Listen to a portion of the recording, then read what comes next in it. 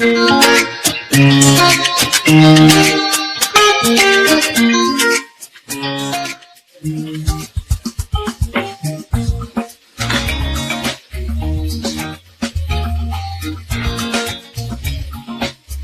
Indigenous Knowledge for Youth Empowerment. My name is Samuel Ojoolo-Rutoba. As you know, I'm the founder and the principal investigator of this Africa Indigenous Knowledge Research Network, supported by the Mastercard Foundation. So we have a series of podcasts we've done in Africa, and this is the first in the series of the podcast that we want to do based on the research that were done by our colleagues in Uganda, in South Africa. We'll do one in Nigeria and then one in Tanzania. We are doing just 4. So welcome to Safui, the podcast series of Africa Indigenous Knowledge Research Network, based at the Institute of African Studies, Caltech University. So I'll be asking you a couple of questions today, and I would like you to respond. If you can talk in your local language and then translate it, and then we can then, the purpose of this podcast is to share our knowledge widely and to see how we can support indigenous entrepreneurs among the Batwa people and in Africa in general. So the first question I want to ask is, please tell us about yourself, starting from Skora. Who are you? What indigenous group do you belong to? And what do you do? Thank you so much. Good evening, everyone from Uganda. And I am Sikora Tumwewaze.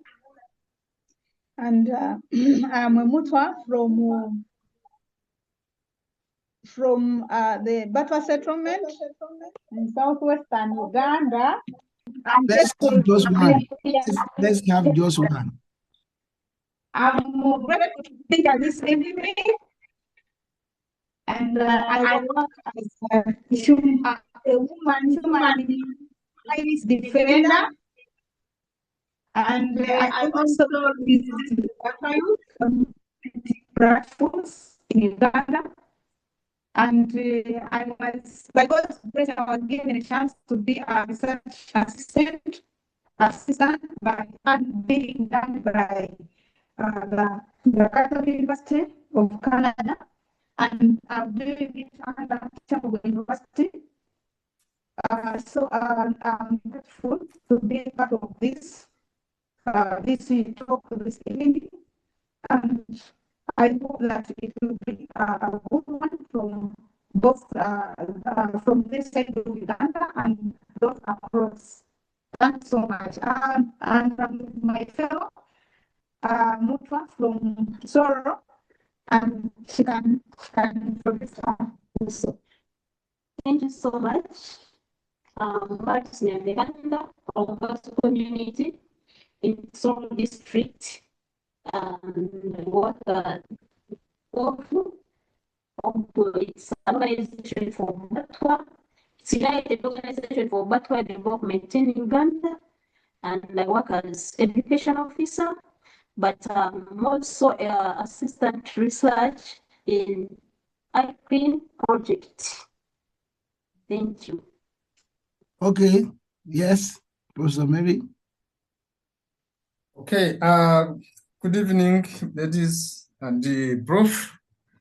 John Mary Kanyamurwa, based here in Chambogo University. I'm a researcher working at the intersection of indigenous knowledge systems and community level development in Uganda. My work focuses particularly on the Batwa communities, where I explore how traditional ecological knowledge is preserved, transmitted, and challenged in the context of Batwa displacement and conservation policies. I should also add that my interest in this area grew from seeing how often Indigenous voices are excluded from mainstream research and policy conversations. So, in short, I am passionate about approaches that center Batwa perspectives and treat indigenous knowledge not as folklore, but as living systems of expertise and resilience. So want to thank you. That is what I can say briefly about myself in relation to the indigenous, to African Indigenous Knowledge Research Network, where I'm the country coordinator in Uganda. Thank you very much. Great. Thank you very much. Welcome back. I'm happy you're back. I think it is internet network problem. So we need to be fast about it so that we don't take too much time. So why is indigenous knowledge important to livelihood among the Batwa? Scholar. So much, Professor, for such a question. First of all, as the Batwa community, we are the first inhabitants of this forest. And one of the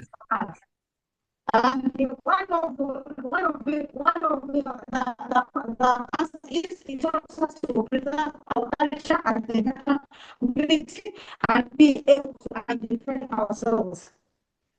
Secondly, it provides a stable practice for managing natural resources. The idea that the forest that we are living from, the predominance of the forest. We have this indigenous knowledge, we are able to manage more these forests. Maybe my fellow can also answer out of that. Okay, thank you so much. Another answer, it supports community cohesion and social support systems.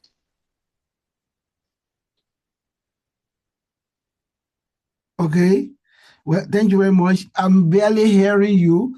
I hope maybe our editor will be able to make it clearer, but I'm not hearing you very clearly. I can hear John Mary very clearly, but your own is maybe it's a bandwidth.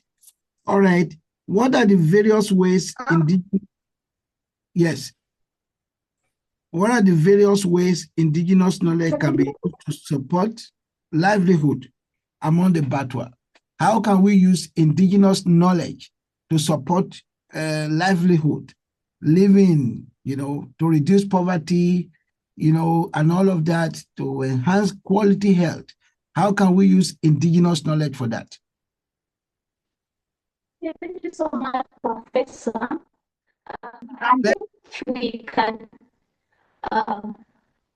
can support them through traditional crafts and arts for income, also sustainable for forest products like even skill plants and crafts. Okay. Initiative through the showcasing, most especially when they are hitting the days, we can be able to also, as the local community, we can be able to attend these national days, showcase our culture, our traditional, what we used to do. Secondly, it can be show the knowledge, sharing, education. We meet different people who want to know the culture of the Batwa community. We can be able to educate them. Also, know more about the indigenous knowledge of the Batwa community. Okay. Hopefully, we'll be able to get this thing clearly from our editor. All right. So the next question is, what are the challenges facing indigenous businesses? Maybe I could just come in here to support their answers. on the various ways indigenous knowledge can be used to support livelihoods among the Batwa. One thing that is really very important is to support, for instance, the current entrepreneurial activities, particularly those to do with honey. In other words, resources that come in to really support them to acquire or to make more beehives, and which actually translate into more honey and more resources in terms of income. And then in terms of traditional medicine, to acquire, get access resources that help them to plant some of those rare and sensitive medicines. And and then, of course, at the later stage, to be able to process them and to package them at the industrial scale, so that they can be able to actually now compete in the market with others. Then, of course, they have talked about craft production, but craft production is really central in the activities that the Batwa currently are engaged in. This would also need, to be supported through acquisition of resources that support this kind of, this kind of engagement in indigenous knowledge.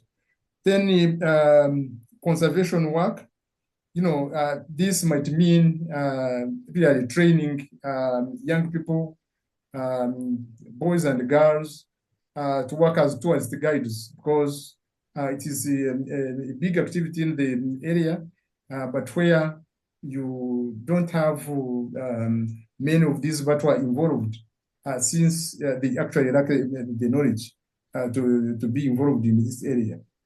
And agroforestry and indigenous farming, where they actually grow crops, in sacks in their homes, because they actually lack land. But then those kinds of crops grown, would actually be supportive in the livelihoods in terms of them eating the food, but also supplying the market and earning some more money. Prof, that's what I can add to support their answer. Thank you very much. You have really demonstrated that you are working with them. You are co-creating knowledge with the Batwa people. Thank you so much for that. So the next question is, what are the various challenges facing indigenous entrepreneurs and businesses among the Batwa? What are the challenges you are faced with? So much, Professor. First of all, the steep discrimination,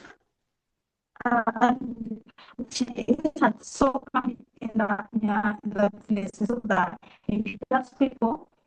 Of course, different indigenous persons in it, I find that they don't buy things from a shop, which is also challenging. Secondly, we have competition on market, especially for those who cross the expensive and the non also coming to do the skill of crafts and the carving, so they are overtaking. They are overtaking the community. So the competition is high for the total community. Thirdly, they are facing a challenge of the crises, which are affecting because in the entrepreneurs who have already come out to do the small businesses they have, like paying taxes and pay the tax, and we think that it is challenging. The policies they are affirmative action for the community consequences in business. And the other thing, mostly, the most affecting is low capital. even if she gets the capital one day, she doesn't get the other capital. So the capital is lucky to also support these entrepreneurs in the Batwa community. In addition to that, it's difficult accessing markets for these products. Also have a limited of funds. On that, in addition, you know that the Batwa community, they are living in hard to reach areas, and getting their harvest or the looking for market linkages is so hard on our side. And you find the person gets over in doing business because of the poor infrastructure, the poor roads, the markets are very far. Moving from the field to the market is also hard on their side. Very good. Professor, Prof, yeah, allow me to summarize this. yes, please go ahead. The one key problem is landlessness and restricted forest access, which actually limits traditional economic activities, and therefore limits the application of traditional of indigenous knowledge systems. Then the other challenge is limited capital and access to credit. I think this one cannot be overemphasized, because really if it was the reverse, they wouldn't actually be as poor as they are. Then the other one is low levels of formal education and business skills. I want also to add and say that there is poor market access and exploitation by middlemen. And of course, at the end of the day, when they produce, now whatever they have on the market, whether it is fabrics, whether it is crafts or honey, now there is a discrimination. There is a social discrimination and marginalization of the Batwa. These are issues that are well articulated in the research we conducted with these ladies. Thank you so much. Is this? Sorry. Another challenge of language is that if someone wants to buy like the Batwa products, find that the Batwa, they speak their language, they don't understand English, so it's a difficult to them. Okay, thank you very much. These are very helpful understanding of the challenges there. And again, because we're engaging in co-creation, so how can indigenous businesses be supported to expand and then employ more people, especially by young women? How can we expand? What are the support that you need to support? I hear you need credit, but what are the other support that you need to expand the operations and then to be able to create job for people? Okay. So much, Professor Sabine. What I would like to get support for education, the education should be specified for class 3, but also education to come out of school. Skilling, and that skilling can bring it is good to look at the building. Look at the building can get skilling of these values, and who are able to go for higher education. If we can get that, then we are good to go. And we have hopes that if it is done, then the Batwa community will another level. Secondly, if we can be supported in support through the agriculture, because we find it hard to fight for our human rights, and that's why we are facing a challenge of being that these are posted by government services, and if advocacy is provided for us, at least the young women will be fighting for rights for women, and be able to move on and see our people moving on, their lives being improved for that. Okay, Then, thank you very in much. addition to that, so it can be market linkages and networking opportunities. Okay, yes, Professor Mary, do you from your research? Yes, How can they be supported? we discovered that there is a need to secure land and resource rights. In fact, there are NGOs on the ground, including where both of these ladies work, who have actually supported Batwa communities to build houses and, secure land where they grow some crops. So help coming in that area to help them acquire some land. It would actually go into supporting them and supporting their livelihoods. The second area is actually now the provision of financial support, such as grants, microcredit, saving groups. Then thirdly, other businesses and skills training. Now, in these other businesses offering these business training skills, earlier on we talked about tourism, and these people working as tourism, the tourist guides. It would actually now at least train them in the basics of actually engaging tourists, teaching them how to make new crafts, work with beads, handbags. That would be lucrative, because those ones can actually have very expansive market.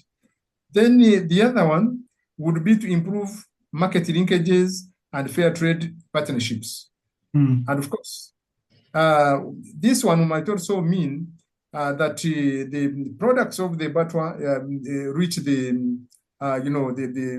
digital community through using all the available digital tools, so that those who are able to produce on industrial scale, they can actually have all these sold worldwide. Then promote value addition, in form of better packaging, branding, processing, in order for them to be competitive in the market. Then fifth, support the cooperatives and community-based enterprises. In order to support the Batwa, there is actually need to really help them form very strong cooperatives, train them on how to manage credit, and how to actually be able to distribute the resources that are generated amongst them, based on that cooperatives. Then lastly, strengthen the legal protection for intellectual property rights.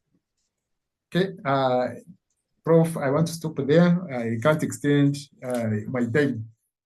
Yeah, thank you so much, and I'm just so happy that you are here because your audio is clearer than them, so we're going to merge everything together.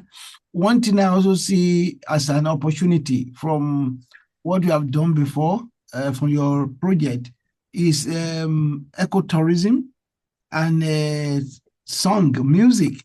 I love those music. When you went there to do research, they sent it to us.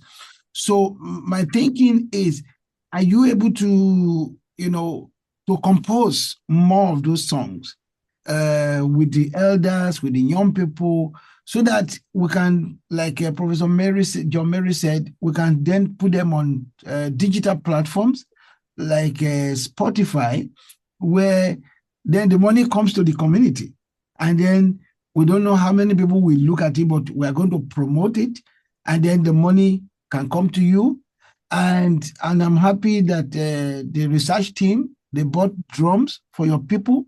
What are your plans to have the cultural troupe and to start? What support do you need to get those cultural troops started? Like when we went to Udele cultural troupe, what do you need so that when the money comes, we'll say this is one area, because I'm really promoting that with the funders so that we can then have like as a real work for the young people who can beat the drum and sing, and then we just not only to entertain tourists, but to also put them on Spotify so that people can listen to it. So what support do you need to get that started? Professor. That's what I learned so much. Our community was so happy for the support that you give to us, and they always talk to us when we tell them actually when we study our people are doing. Talk to the troop, the listening troop. We had last the other time we had one night and then process of registration. But in the course of work and community people lacking contribution, there is the guidance needed for registration. So that the district should know us as a county. We are going somewhere, at least the district should be knowing us. If anything happens, they know that this room has been there, that it is owned by the district. So we are in the pipeline of registering. And then after registration, we are going to do as well. And also open account, we get a name for a troop, and after that, will be in need of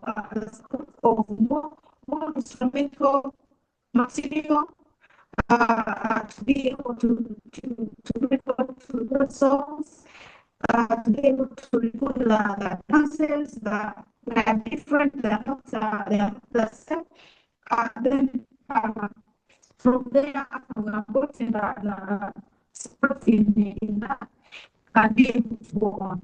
When we have these materials, we have the financial support to support in recording, we can be able to go on with that. Because we are holding our specific objective is to see the Batwa this people us and develop songs. This is the very culture for the community. Secondly, in support of our access to the forest, because we cannot just access it. Actually, the tree is now being added to the land, being national park, and we will be no longer having access to this forest. So we need some also to do an MOU that all people to the government to have access to these ancestral lands. We need the medicinals, we need the sound, we need when we are doing the recording, we need to record at the time at the things they do in the ancestral lands, and we need also access. Then we also need support as Secretary said, we need to secure land outside the national park to be able to put there different indigenous trees, different songs, so that if we are able to access the region, can be able to showcase the diversity from a side, not specifically entering the national park. Good. This is also an approximation of the indigenous knowledge is also needed in that, because we cannot do the reporting questions without the documentation of the indigenous knowledge practices. Thank you. Last question for Professor Mary. What are the other areas of research to be conducted on indigenous knowledge among the Batwa? Thank you, Prof. From the research we did, there are 6 broad areas where we noted the need for further research. One of them is documentation of traditional medicinal plants and healing practices. We found, there is a lacuna around there, a scholarly lacuna that would actually be supported through participatory research that follows the ethics that would not make it look like it is extractive. Secondly, indigenous environmental conservation and biodiversity knowledge is another key area. In an era where we actually need to really find ourselves making contributions to fight climate change and to make the environment productive to sustain the livelihoods of the Batwa people. The third is the traditional food systems and nutrition practices. We found in the literature review, for example, there was very scanty, meaning that really this is a virgin area that needs coherent research, rigorous, to bring out the various linkages in which it could help the Batwa, but also beyond them, the entire humanity. Then the other one, the fourth, is the impact of land displacement on cultural knowledge transmission. This knowledge is really missing. There is a glaring scholarly gap around there. Fifth, it is indigenous governance systems and conflict resolution methods. Well, there is nothing completely that is known around there. And yet, this is really a broad, global, and national area that is of central interest. Lastly, the role of youth and women in preserving indigenous knowledge. You must have seen that in most videos, the leadership roles, including in some of those songs, the elderly people were the ones that are actually leading. So we don't know how much, the centrality of the contributions of the youth and women in these activities. So these are the broad areas that probably where we would need to do further research. All right. Thank you so much for coming to this Safui Podcast Series of the Africa Indigenous Knowledge Research Network. Once again, we thank the Mastercard Foundation for providing the funding for what they have been doing. So we will edit, then we will send it to you to see whether it captures what we have said before we publish them. The whole idea, like I said, is to gain more visibility, global visibility about your knowledge system and how it can be used, to support livelihood, and then to just document the knowledge for posterity. We are talking to a couple of funders, and we are hopeful that we'll get money to support those businesses, to maybe even their education, as a scholar has indicated. So hopefully, so we'll get something. Thank you so much for coming today. We'll get back to you.